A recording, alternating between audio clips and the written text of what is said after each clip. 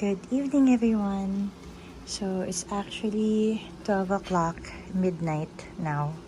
And kakauwi ko lang. So, I decided to water my plants kasi nakalimutan ko. 1 week plus na silang hindi natutubigan.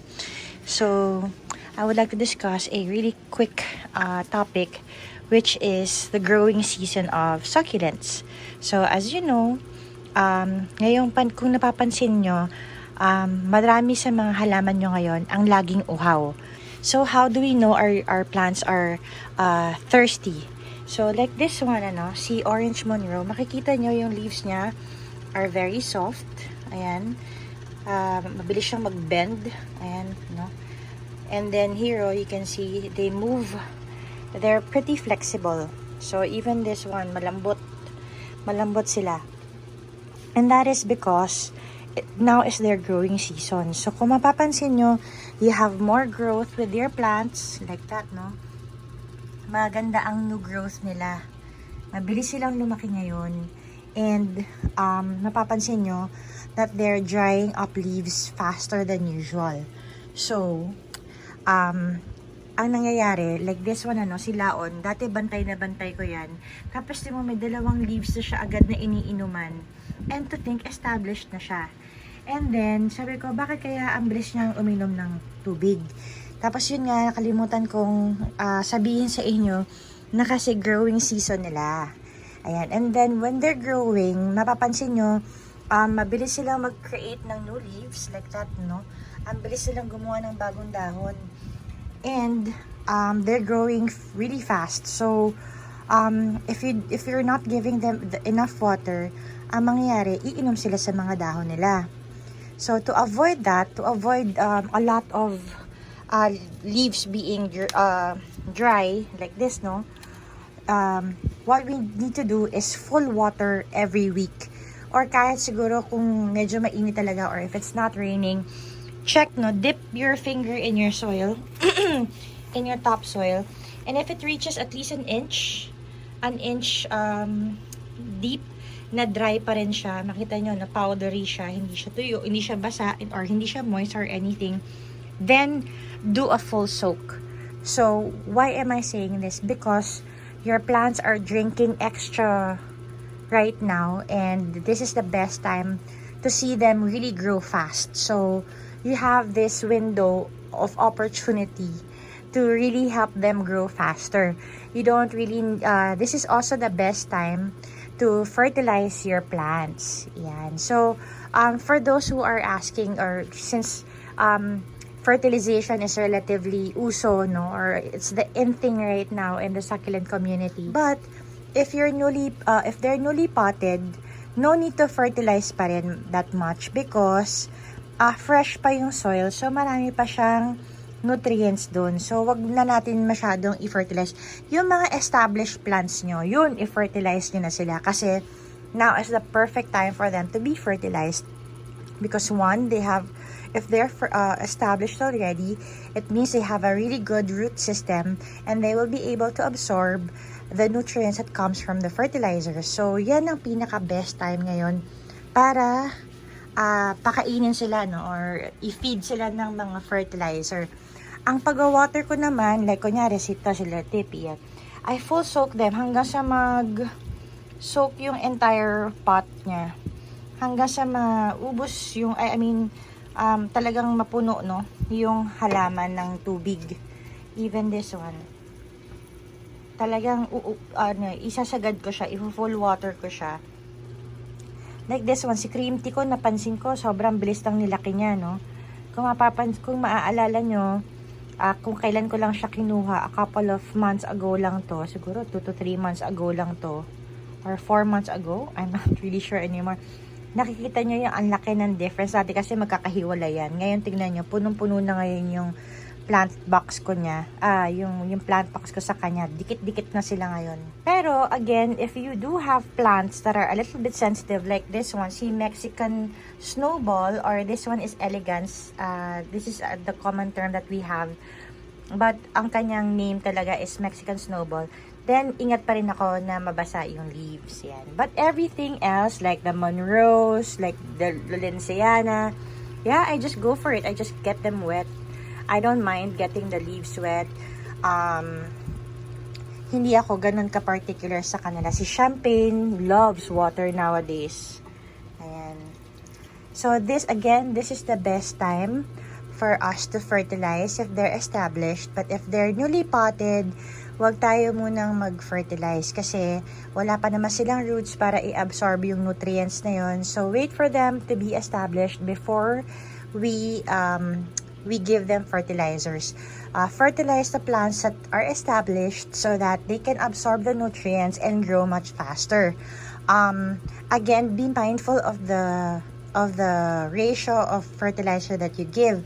Kasi sometimes if we give too much, your plants will etiolate because of the nutrient content and it will make them weaker in the long run. So again, over fertilization is not good.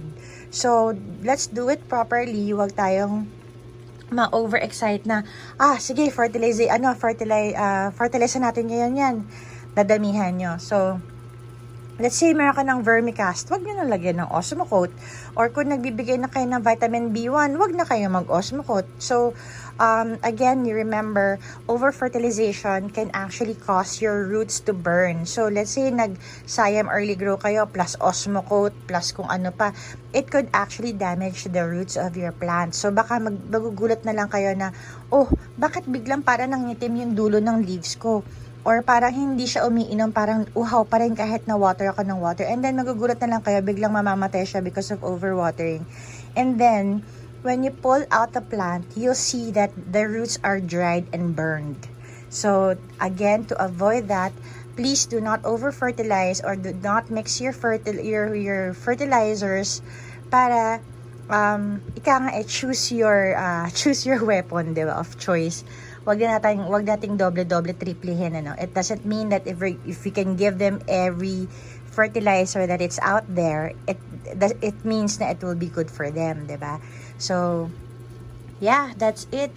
It's gonna be a quick video, and I hope you do you notice your plants. Go out, check out your plants, and you'll notice that they're growing really fast right now. And this growing season will last up to February, early or mid-February of next year. So, ito yung perfect time na malamig, and then you'll see them grow, you'll see them give you pops of colors. Like, look, my Helena is showing me purples.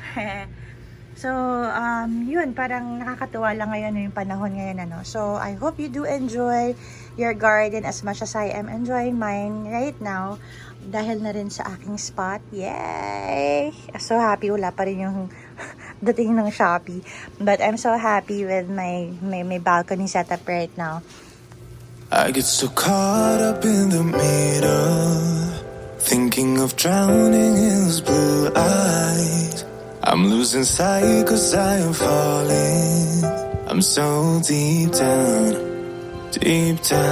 and it's not a lie that I die. I can't hide what this is. Yeah, I keep drowning in those blue eyes, and you can tell me all of your lies. I will put out all of the fire if it gets too dark. Additional question. Miss Dots, bakit sobrang late na kayo magdilig? Wala naman, not for any reason, but mostly I water my plants during nighttime kasi tapos na yung responsibilities ko as a mommy, tapos na yung responsibility ko as a wife. So now it's my time for myself and for my plants.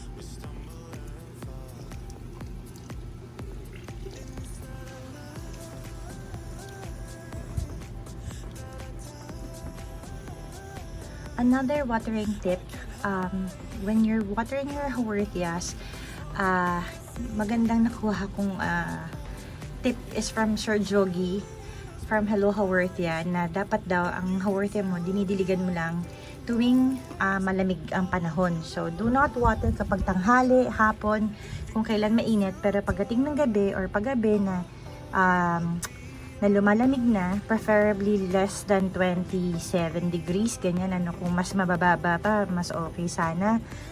Sila nakatapat sila ng electric fan 24/7. Ayan, meron silang electric fan 24/7.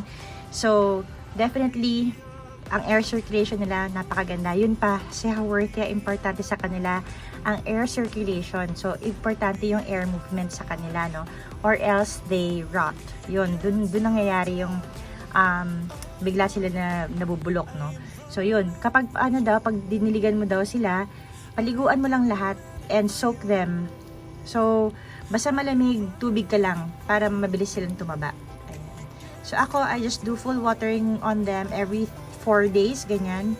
Tapos, I make sure na I only water at night. Yung iba kasi nasa dormant stage pa dahil kakabili ko lang. Pero yung iba na green na and they started producing new roots. So, sila okay na. Like, sino ba? Ito, gising na siya. Yan, gising na yan. Kasi ito mo, nakainom na siya. Yan, that's the only trick I have. Hindi pa ako namamatayan ng Haworthia by following Sir Jogi's advice. Makapal mukha ako, pini-PM ko po sila. So, thank you to Sir Jogi for answering my questions kahit na may super hectic work siya. And, minsan late at night na ako nakaka-message. So, thank you.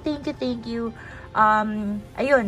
So, anyways, pagdating naman sa lithops, dito ako medyo nangangapapa. Kasi, ang ginawa kong soil composition is plant culture pH soil with akadama and kanuma and pomace. Ang nangyari, ang tataba nila ngayon, grabe, pero nag-etiolate. So, apparently, ang lithops pala, kapag sobrang organic, masyado mataas ang organic component ng kanyang soil, nag-etiolate sila, humahaba. So, tumatayo sila ganyan, yan. Yeah, maganda tignan, kasi mataba, pero etiolated sila. So, I'm planning to uproot them and change them very soon. So, another question is, if growing season ngayon, at kasi malamig, what do you do with your sensitive plants? So, let's say, no, si Cotyledon tomentosa, what I do is, I don't water her like the rest of my Echeverias. Kasi si Echeverias ngayon and Graptos ang malakas ngayon sa tubig dahil sila ngayon ang talagang may growth spurt. But for sensitive plants, no, like si Bear po, I always check first. So, if you feel like it's very tight pa, no, yung kanyang leaves are very plump pa, ayan, mataba at hindi pa siya malambot, or hindi ko naman siya hinihintay na maging wrinkly, but I still wait when it's kind of squishy before I water. That way, I'm sure that the plant really needs water instead of, giving her water when she's full. Because as you know, if we give water when they're really full, what they will do is to drop leaves. So to avoid that, I always make sure, even if they haven't been watered for a week, what I do is I still do the pinch test. So like this one, this one is very soft. So it tells me that this one I can water, but this one I cannot, because it's still very plump. And it's still very fat. So even if I haven't watered her for more than a week, I will still skip.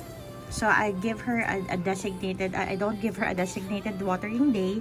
Instead, I really water her by feel. So if you do have plants that are sensitive, like of course your ames, your clavatums or clavatums, your oviferums, always check with the leaves before you water.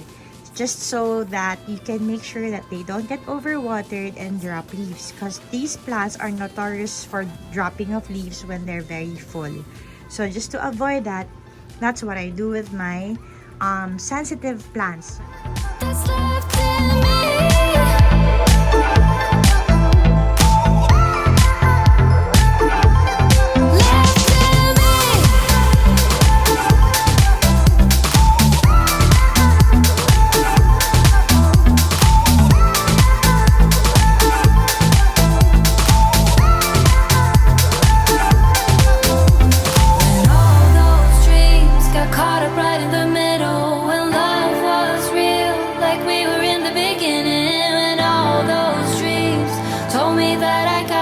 sky.